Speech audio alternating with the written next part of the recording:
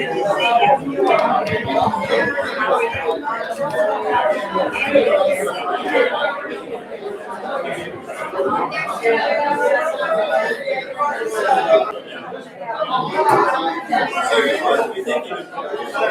the technology guy. I'm the technology guy, so that's yeah.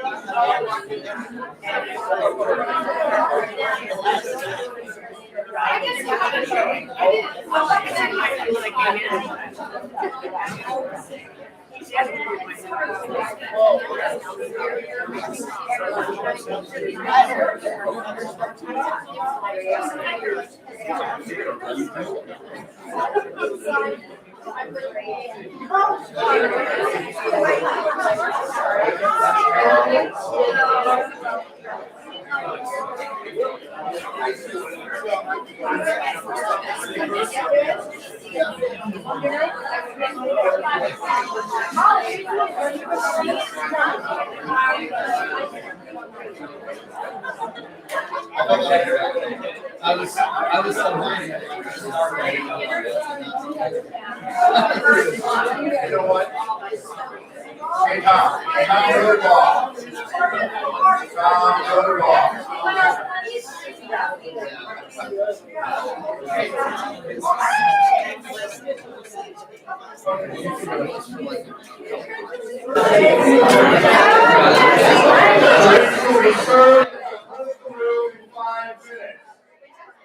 All right, now that it's out there,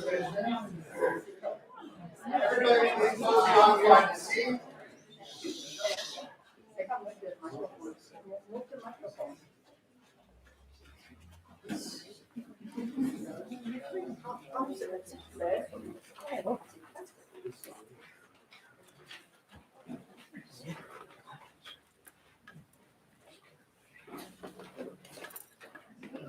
Wow, I should be a school teacher.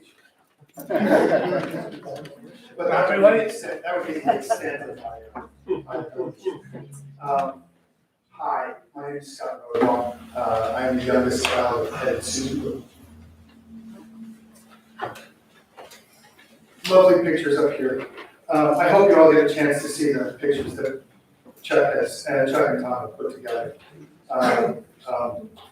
Cataloging my father's life. He was a wonderful man.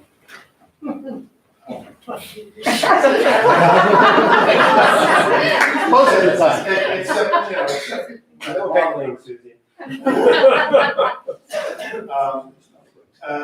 we all have different memories. My cousin Carl, who I haven't said hello to yet, sitting over here, sent a wonderful email about his remembrance of my father. Was a very athletic and giving man. As I was, no, I think I got enough water going.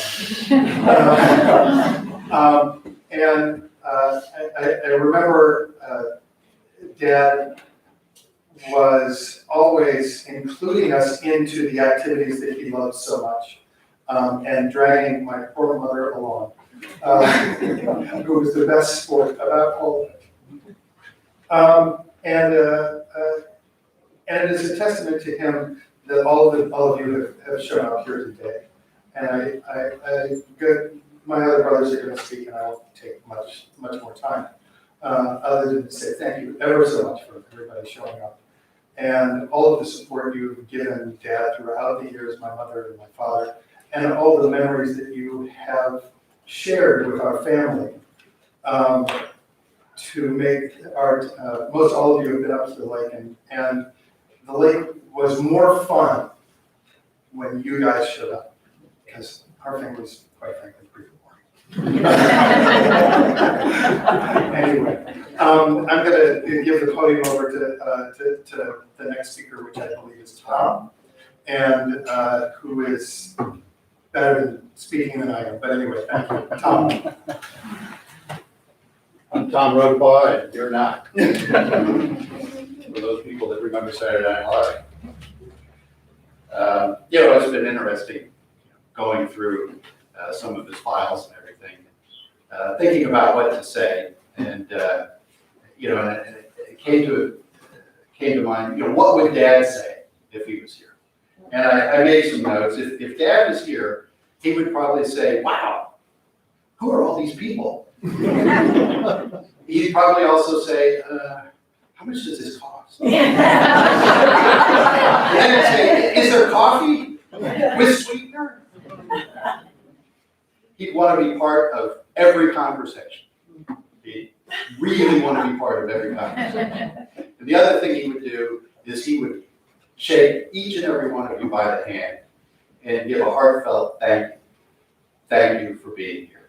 So on behalf of him, thank you very much, everyone, for being here. So we are here to remember Ed Rodabaugh, but let's talk about me. I love to ski.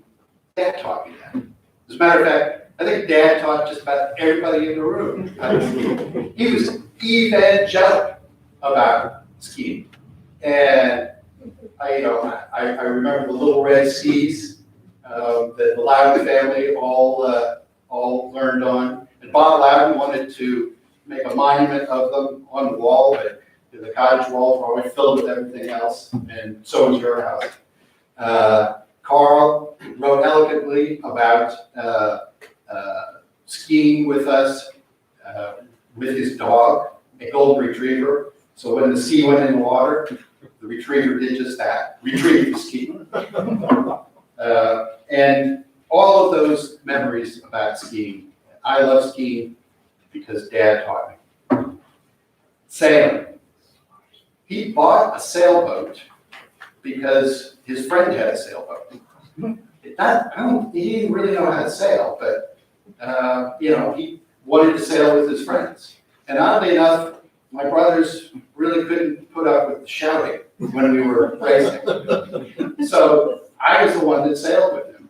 And oddly enough, I enjoyed it a lot. And now I own a sailboat, which we all know is a hole in the water in which you pour money. So thank you for that, Dad. Dad taught me that. Home improvement. Good God. I mean, where's Mickey? Mickey, are you here? Mickey from the old paper office revealed to me that everybody in the office where he worked called him Fast Ed because he had all this medical equipment and he was always taking it apart and reconfiguring it and changing transducers and etc. He just loved tinkering with things, including the house. My wife Beth will remember with glee Dad and I putting crown molding up to all hours of the night. That was fun. Dad loves home improvement. Is Eric here? I know Eric's here. Yeah. Dad spent more time at your house because, you'd let him do some home improvements. And the roses. I can't forget about that. What a garden. But I love home improvement too because Dad taught me. Curiosity, what can I say? He was always curious about people, curious about places. Loved to travel. You folks went to Japan, you went to Thailand, you went to Wawasee, all kinds of times. And Dad really liked people. He liked playing with his Macintosh and the software. And, this is in the days when customer service would actually talk to you. And it was great because Dad loved to talk to people. I'm curious too because Dad taught me that. I learned from Dad punctuality. It's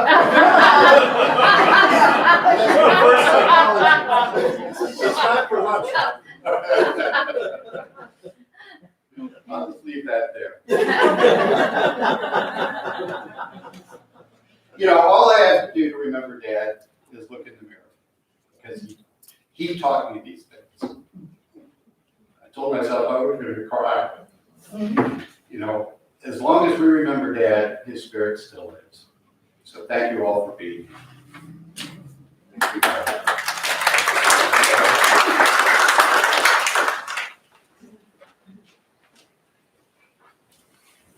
Hello, everyone. I'm the nephew, Craig. And I thought Carl did a wonderful job also talking about things that happened a long time ago. So I'm going to speak more to recent history because I was fortunate enough to settle in Indianapolis out of college. And so Kim and I think, have been much closer to the Rodabaugh family than unfortunately my brothers have been able to be. So we all have those great memories of learning things when we were young. But I have lots of great memories of Ed as an adult and as a young adult, particularly. It all started when I settled there, and my father found it very convenient to have a chauffeur. And my dad was called Uncle Blubbo by my cousins. Yep. And when he needed to go someplace, he'd call and say, busy, and we'd get in the car and off we go. And that might be to Wawasee, it might be to Dayton for Thanksgiving. And the Dayton in Thanksgiving became such a tradition that Kim and I have continued it for 34 years, I think. Every other year, we spend in Dayton for Thanksgiving. And that's just been a wonderful way to get to know folks. And of course, over that time, we've met the Loudons, we've met the Shirks, we've met the Proudfoots, we've met the Skirlines, we've met the Ballards. So I feel like when I come to Dayton, I know as many people here as I might in my own hometown. Of course, we lost my father many years ago, way too young. And so I lost my bridge partner and my traveling buddy.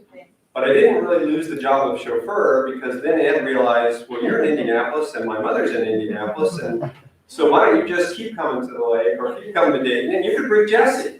And so that was fun. I even bought her house when she decided it was too much for her to keep up, and so she moved to an apartment, and I bought her house on 56th Street, which was a great location, perfect house for a single guy, and that's when I met Kim. So then Kim got to go with us. Jessie was fine with Kim as long as she sat in the back seat and didn't interrupt our conversation. Along the lines of home renovation, I remember when I started working on updating Jessie's house, and your father took down an old shower head that didn't work, and your dad said, "Well, can I have it? I think I can fix it."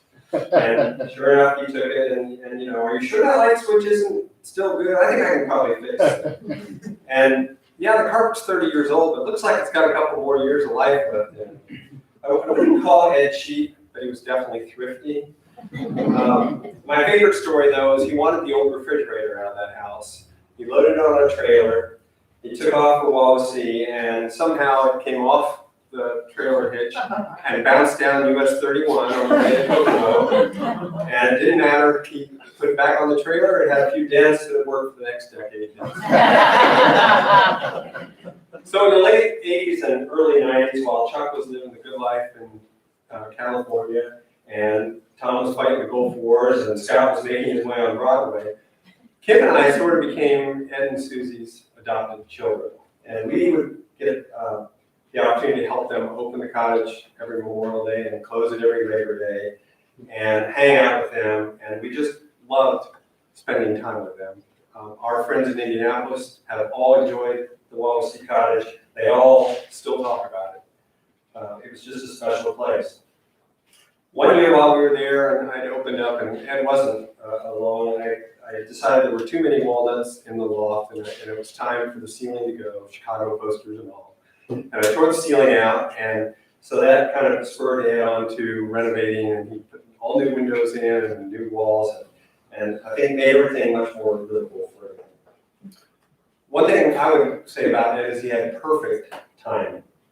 Just when we get Elizabeth down for a nap, it'd be time to mow the lawn, get the blower out and blow the walnuts out. Or he asked everyone, "Do you want to go out on the boat?" We'd all get our towels and we'd head down to the boat and we'd sit there baking for an hour while he found one more project to do. Susie will remember this. One year he discovered some termites in the closet, and he decided we needed to attack termites. Most people would call Terminex, and called him and I. So we dug about 100-foot-deep holes around the cottage, while Susie and Kim mixed up something akin to Agent Orange in the kitchen sink. Never saw a termite again, but digging those holes, I'm sure it didn't help my back, and I'm surprised we don't all have cancer from the pesticides. The margaritas that evening at the Beacon never tasted so good. You know, Wawasee was an integral part of our life. They say you remember where you were when big events took place. I was sitting in their living room when O.J. Simpson was being chased through L.A. I was sitting in their living room at Wawasee when Diana was being chased down and killed by the paparazzi in Paris. We were there a lot, and when we look back on it, that really inspired us to want to be lake owners. And we looked at Wawasee for a couple of years, but we could never find anything that would even have a view of water for what we could afford. So we bought a lake house in southern Indiana, and it was the hardest letter I ever had to write. I had to write Susie and Ed and say, you know, we bought our own place, and we may not be at Wawasee as much, but they were happy for us, and they visited us lot in there. So the last thing I'll talk about is the fun I had with Ed, skiing and doing just fun things. Doug several times and I, and often Eric or one of the boys would meet in Colorado. Oh, I think we did this for 10 years in a row, and we joined Ed for his annual ski trip. He always wanted to be on the first ride up in the gondola in the morning, and he would always race us down to the bottom and win every time because Ed was a fabulous skier. The only trip that I didn't enjoy was the time that he asked me to drive back with him in Chuck's Monte Carlo. I don't understand why the Monte Carlo had to come back to Ohio, but I think he had sold it and found a buyer for it. So that was about a 20-hour car ride with Ed in an old Monte Carlo. And the only thing I really remember from that trip is a lady in a drive-thru in Kansas tried to buy it from us. And it was, well, I think we've got a buyer in Ohio, but if that falls through, do you want me to come back? I said, no. By the way, that car has special memories for lots of reasons. We also took that same car with no air conditioning on a 100-degree temperature day on the way to your wedding in Yosemite. And that was quite a long trip too. With a flat tire. Yeah, with a flat tire, that's right. And Barb's brother and Doug were with us, yeah. More than an uncle, Ed was a friend, a companion. He was my stock consultant at times, a political confidant at times, and really an inspiration to me. He and Susie's long friendships with the families here in Dayton have really helped guide Kim and I. We really have been inspired by that and have tried to hold on closely to the close friends we've made over the years. I think I've inherited his boundless energy because when I'm at the lake, I just can't sit still. I'm doing something all the time that drives my wife crazy. But there's always one more project to be done. While we don't see the cousins as often as we'd like to, we certainly love to see them and their significant others, and we always pick up right where we left off when we do, and we cherish that. So we're always going to be grateful for Susie and Ed for kind of drawing us into their family and making us a part of it. And I just wish the family all the best. Thank you.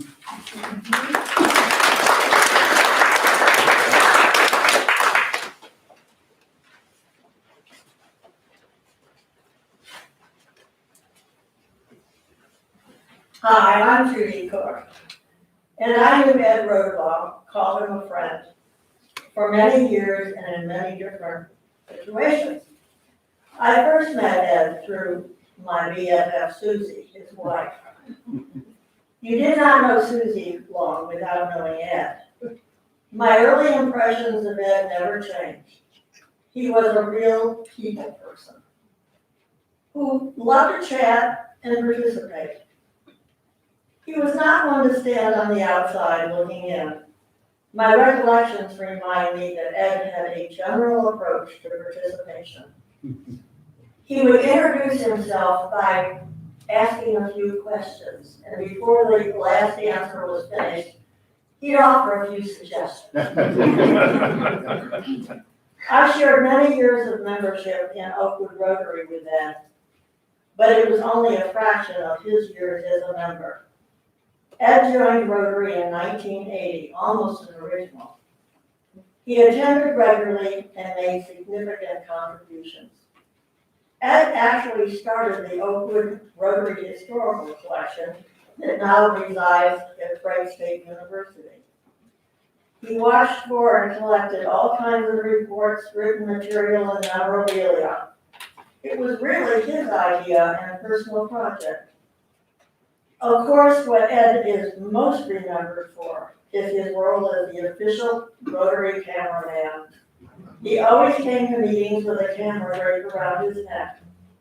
And this was no small job that included getting them developed and sorted out to the right person. I'm told that one of the very thoughtful things he did was to create a DVD recording annual events, which he would then give to each president as they concluded their time in office. We celebrated Ed's 90th birthday by collecting $90 as a contribution in his name to the Oakwood Rotary Foundation. It was a small recognition, of the great impact he had on our club. Ed also volunteered for many years on the city's environmental committee. As part of this role, he cut out so many pumpkins, he became an expert. Also, every winter holiday season, he helped line Schaefer Boulevard with homemade white bag luminarias. Come rain, sleet, or snow, the candles were lit along to celebrate. St. Paul's Episcopal Church in Oakwood is grateful to Ed for many, many contributions. Way back in the 1970s, he participated in the Episcopox. The purpose of this group was to study the stock market for their personal advantage and to provide information for church fund investment. Ambitious, if not successful. Ed signed on as a St. Paul's usher in 1982.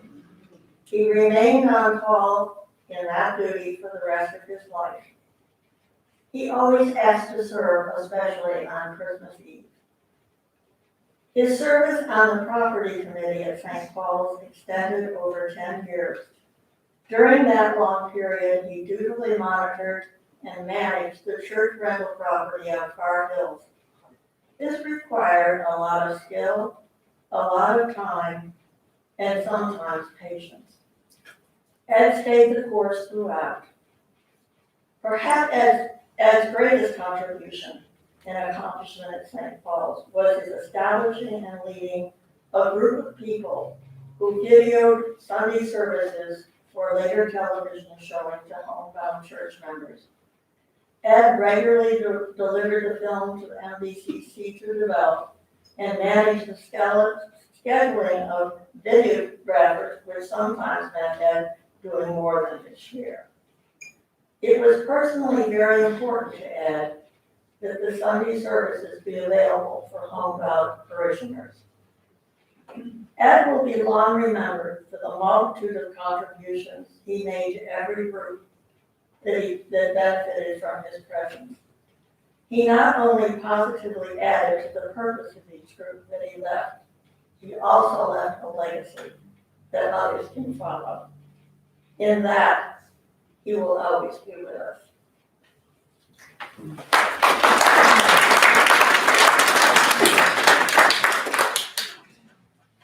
Thank you very much, Judy.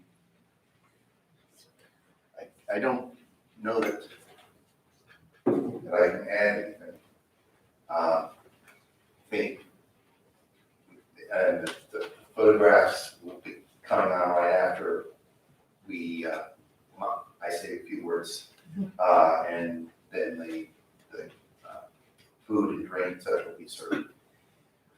I think we've all experienced many of the things that people have talked about. One of the things that I'm still curious about, Ed and Susie, is how they were in Hoosiers, Midwesterners, but were so interested and tuned into the rest of the world and brought that to us in the family as well to other young people. And frankly, this isn't a story I know as much about as I'd like to, but I know that, when we were young, Mom set me up to be an exchange student in France in the first Sister City exchange. I was the only boy, I think I was 15, but it said that I knew how to sail. So I was shipped over to France, and maybe, Tom, the reason I don't go sailing as much as you did is that I was dragooned into the French Navy by my Sister City family. I was the crew, and so I learned every French word for about trim your jib, heeling more, and by the way, I was also responsible for pulling the boat into the sand, taking the sails down, washing it off for lunch and then redoing that after lunch. They allowed Tom to go to the world's, the Olympics. The Olympic band encouraged him to go out. And then when, soon after I left for college, Mom and Dad, I think, felt they still had more to share. And so they invited Yasmin Tisla to come and live as an exchange student from Sweden. Remember Yasmin? From Sweden? And I know they were busy teaching, involving, all the American qualities of, our Midwestern daily life. And I guess that works so well that you continue to do that through UD. We've had Young Ja from Korea, and that was husband, right, or something? And then there was a young woman from Colombia that you hosted for a year. There were two, but I'm talking 20 some odd years.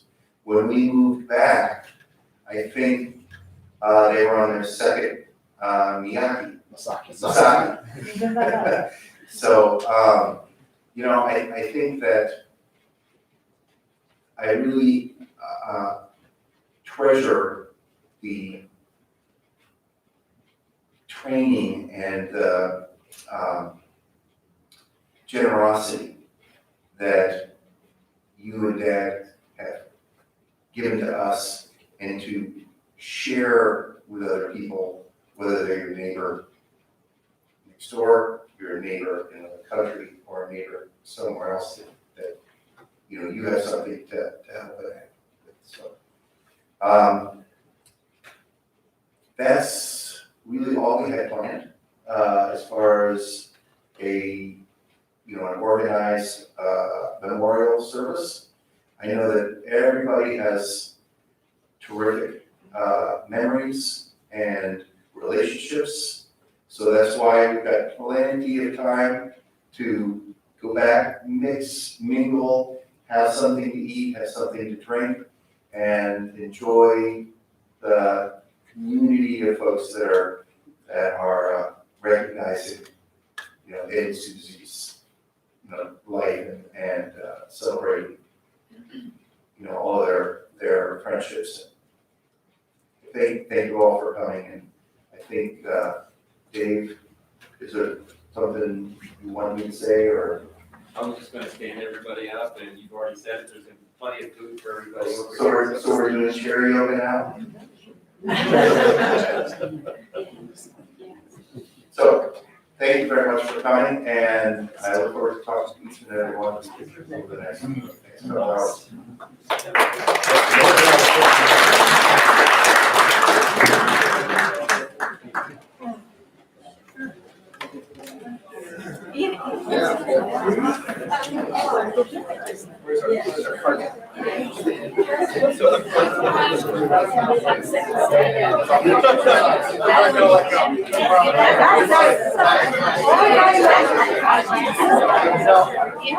If I had the guts to go there,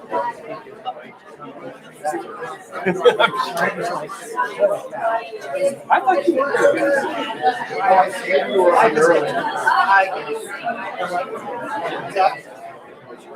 I don't. I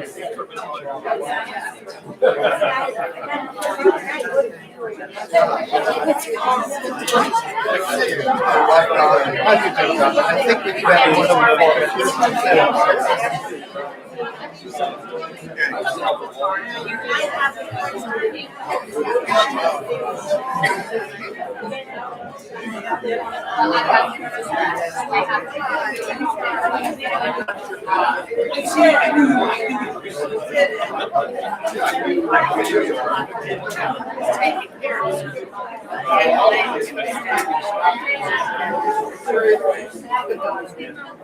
Milkshakes. I don't know. We're out of park.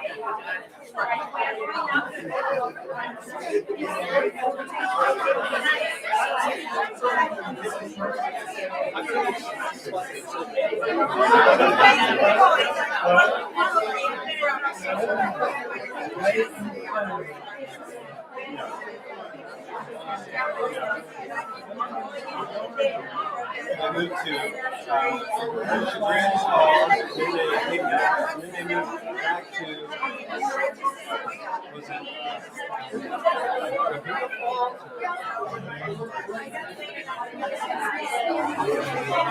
Are you sure they live in Grand Rapids?